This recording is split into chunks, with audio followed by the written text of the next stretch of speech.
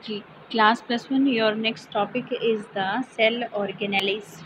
Cell organelles. So, cell organelles में these are the living structures. Cell organelles जो हैं वो living structures होती हैं साइटोप्लाज्म की, और इनको जो है वो प्रोटोप्लाज्मिक बॉडीज़ जो हैं वो बोला जाता है, और ऑर्गेनॉइड्स भी इनको बोलते हैं हम। ठीक है, मेम्ब्रेन बाउंड सेल ऑर्गेनेलीज होती हैं ये, और ये इकट्ठे मिलके जो है वो एंडो मेम्ब्रेन सिस्टम बनाती हैं, क्योंकि इनके फंक्शंस जो हैं वो एक दूसरे के साथ कोऑर्डिनेटेड होते हैं। तो एंडो मेम्ब्रेन सिस्टम में कौन कौन सी ऑर्गेनेलीज इंक्लूड होती हैं, जैसे कि ER, endoplasmic reticulum, Golgi apparatus, lysosomes, peroxisomes and vacuoles. ठीक है, बट कह रहे कि जो माइटोकॉन्ड्रिया और क्लोरोप्लास्ट होते हैं इनके फंक्शंस जो हैं वो कोऑर्डिनेटेड नहीं होते हैं। ठीक है, सो ये जो है वो एंडोमेम्ब्रेन सिस्टम में नहीं आती हैं। दो ऑर्गेनेलीज हैं जो कि एंडोमेम्ब्रेन सिस्टम में नहीं आती हैं, वो कौन कौन सी हैं? Mitochondria and chloroplast. सबसे पहले बात करते हैं, आइए चलिए इसकी बात करते हैं एंडोप्लाज्मिक रेटिकुलम की, ER की।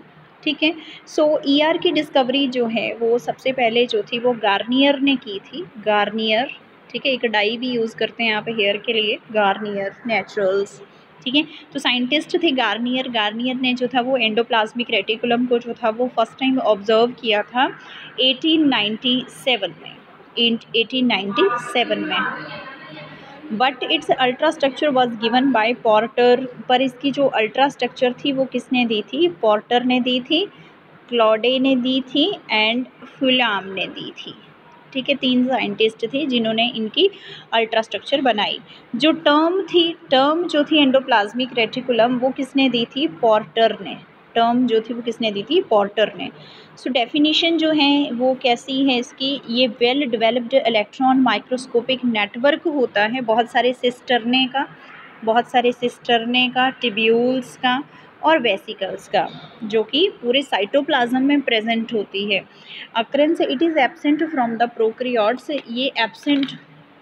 Is absent from the prokaryotes but it is present in all the eukaryotes.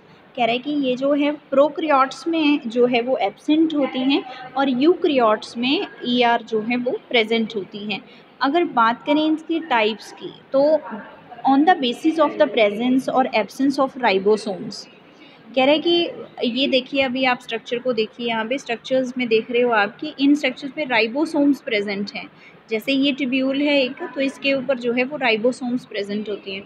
तो राइबोसोम्स जो हैं, on the basis of ribosomes, these are of two types. ठीक है, दो तरह की होती है, एक तो स्मूथ एंडोप्लाज्मिक रेटिकुलम और दूसरा रफ एंडोप्लाज्मिक रेटिकुलम। सो सबसे पहले सिस्टरने की बात करते हैं। ठीक है, यहाँ पे आपको सिस्टरने दिखाई दे रहे हैं। सिस्टरने जो हैं वो नैरो होते हैं, काफ़ी नैरो होते हैं ये, और ये 2 लेयर्ड स्ट्रक्चर होती हैं। यहाँ पे एक लेयर आपको इधर दिखाई दे रही है, दूसरी इस तरफ दिखाई दे रही है। 2 लेयर्ड स्ट्रक्चर होती हैं। अनब्रांच्ड एलिमेंट्स होते हैं ये, कि कहीं पे भी आपको ब्रांचिंग नहीं दिखाई दे रही है, अनब्रांच्ड है ये। अनब्रांच्ड मतलब पहले ऐसे बनी है, फिर ऐसे बनी है, फिर ऐसे बनी है। सिस्टरने का स्ट्रक्चर ऐसे बना हुआ है। ठीक है, दे लाई वन अपॉन द अदर, एक दूसरे के ऊपर जो है ये प्रेजेंट होते हैं। ठीक है, each is about 40 to 50 micron metre. हर एक जो सिस्टरना है वो 40 to 50 micron metre in diameter है, और इनके ऊपर जो है these are studded with the, studded STUDDED, studded with the ribosomes है। इनके ऊपर जो है वो राइबोसोम्स प्रेजेंट होते हैं। मेनली ये जो है वो प्रोटीन फॉर्मिंग का काम करते हैं। सिस्टरने जो है वो किसका काम करते हैं? प्रोटीन फॉर्मिंग का काम करते हैं। देन उसके बाद जो है वो वेसिकल्स का स्ट्रक्चर आता है, वेसिकल्स का। दीज आर ओवल, ये ओवल स्ट्रक्चर हैं। These are the oval rounded structure scattered in the cytoplasm. Cytoplasm में स्कैटर्ड होते हैं। साइज इनका जो है वो कितना होता है? 25 to 500 माइक्रोन मीटर। ठीक है, these are also studded with the ribosomes है। इनके ऊपर भी जो है वो राइबोसोम्स प्रेजेंट होते हैं, and are more in protein forming cells है। इनको भी हम क्या कहते हैं? प्रोटीन फॉर्मिंग सेल्स कहते हैं।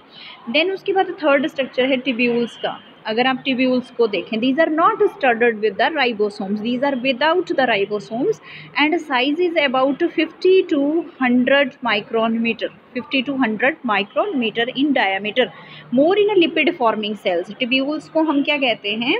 ये लिपिड्स का काम करते हैं, लिपिड्स को बनाने का काम करते हैं। जबकि दूसरी तरफ हमने सिस्टर्ने और वेसिकल्स किया, वो दोनों जो हैं वो प्रोटीन्स को बनाने का काम करते हैं, और टिब्यूल्स जो हैं वो लिपिड्स को बनाने का काम करते हैं। ये काफ़ी वाइडर होते हैं, ट्यूबुलर होते हैं, मच ब्रांच्ड होते हैं, इनकी ब्रांचिंग भी हो रखी है, ठीक है। ये टिब्यूल्स जो हैं ब्रांच्ड स्ट्रक्चर्स होते हैं, ठीक है, वाइड स्ट्रक्चर्स होते हैं। तो आपको क्लियर हुआ एंडोप्लाज्मिक के डिफरेंट टाइप्स, सिस्टर्ने, वेसिकल्स। आपने देखा पहला जो है वो सिस्टर्ने हैं, देन उसके बाद आपने देखा वेसिकल्स हैं, देन उसके बाद थर्ड नंबर पे आपने देखा टिब्यूल्स हैं, ठीक है जी। देन उसके बाद जो है वो कुछ फंक्शंस आ जाते हैं साइटोप्लाज्म इसमें एंडोप्लाज्मिक रेटिकुलम के। सो फर्स्ट फंक्शन क्या है कि ये जो है वो साइटोस्केलेटन का काम करता है, ठीक है। It acts as a cytoskeleton in the cell, cell को जो है वो साइटोस्केलेटन का काम करता है। जैसे हमारी बॉडी में स्केलेटन होता है, वो हमें शेप प्रोवाइड करता है, तो उसी वजह से जो ईआर जो है वो अगर सेल में प्रेजेंट है तो ये सेल को जो है वो शेप प्रोवाइड करता है। देन ईआर जो है वो इसका जो मेन फंक्शन क्या है कि ये लाइसोसोम्स बनाने के काम आता है। It helps in the formation of lysosome, ठीक है। देन उसके बाद न्यूक्लियर इन्वेल्प बनाने में काम करता है, ठीक है। न्यूक्लियर जो इन्वेल्प है, न्यूक्लियर मेम्ब्रेन है, उसको बनाने का काम करेगा। पहला जो है वो क्या काम करेगा, ये पहला जो है साइटोस्केलेटन बनाने में काम करेगा, दूसरा प्राइमरी लाइसोसोम्स को बनाएगा, तीसरा न्यूक्लियर मेम्ब्रेन को बनाएगा, और फोर्थ नंबर पे ये क्या काम करेगा, सेल प्लेट फॉर्मेशन का काम करेगा। फोर्थ नंबर पे क्या करेगा, सेल प्लेट फॉर्मेशन का काम करेगा, यानी कि फॉर्मेशन ऑफ सेल प्लेट होती है ना, जब सेल्स जो हैं वो साइटोकाइनेसिस करते हैं, ठीक है, सेल्स जो हैं डिवाइड करते हैं, तो सेल प्लेट फॉर्मेशन में काम करते हैं। ईआर जो है वो 30 टाइप्स ऑफ एंजाइम्स जो हैं ईआर में होते हैं। कितने टाइप्स के, 30 टाइप्स के, 30 तरह के अलग अलग एंजाइम्स जो हैं वो किस में प्रेजेंट होते हैं, ईआर में। ER has about 30 types of enzymes, जैसे कि एटीपीएज एंजाइम ईआर के पास जो है, ईआर के पास जो है वो कौन सा एंजाइम होता है, एटीपीएज एंजाइम होता है। देन रिडक्टेज एंजाइम होता है, रिडक्टेज एंजाइम होता है। देन डीहाइड्रोजिनेजेज एंजाइम्स होते हैं, डीहाइड्रोजिनेजेज एंजाइम्स होते हैं। जीनेजेस, ठीक है, पूरा लिखना है। फॉस्फेटेजेज, नेक्स्ट कौन सा है, फॉस्फेटेजेज, फॉस्फेटेजेज, ये सारे एंजाइम्स जो हैं वो किस में प्रेजेंट होते हैं, ईआर में प्रेजेंट होते हैं। ईआर जो है वो काम करता है, ईआर जो है वो हेल्प करता है किसमें, जेनेटिक इन्फॉर्मेशन की ट्रांसफ़र में, ट्रांसफ़र ऑफ जेनेटिक इन्फॉर्मेशन किससे, न्यूक्लियस से वेरियस सेल ऑर्गेनेल्स के बीच में। ER helps in the transfer of genetic information from nucleus to the various cell organelles, ठीक है। सो ये स्पेशल फंक्शन थे एंडोप्लाज्मिक रेटिकुलम के। और जो रफ एंडोप्लाज्मिक रेटिकुलम है, आप सब जानते हैं कि वो हेल्प करता है प्रोटीन सिंथेसिस में। RER forms SER by the loss of ribosomes. जो रफ एंडोप्लाज्मिक रेटिकुलम है उसी से जो है वो स्मूथ एंडोप्लाज्मिक रेटिकुलम बनते हैं, जब उसके राइबोसोम्स जो हैं वो डिटैच हो जाते हैं उससे, ठीक है।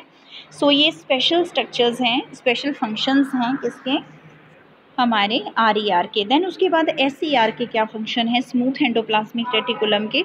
तो स्मूथ एंडोप्लाज्मिक रेटिकुलम जो है वो लिपिड का सिंथेसिस करता है, लिपिड की सिंथेसिस करता है, कुछ स्टीरॉयड हार्मोन्स को बनाता है, ठीक है। जैसे it helps in the synthesis of sex hormones like testosterone of testis and estrogens of ovary.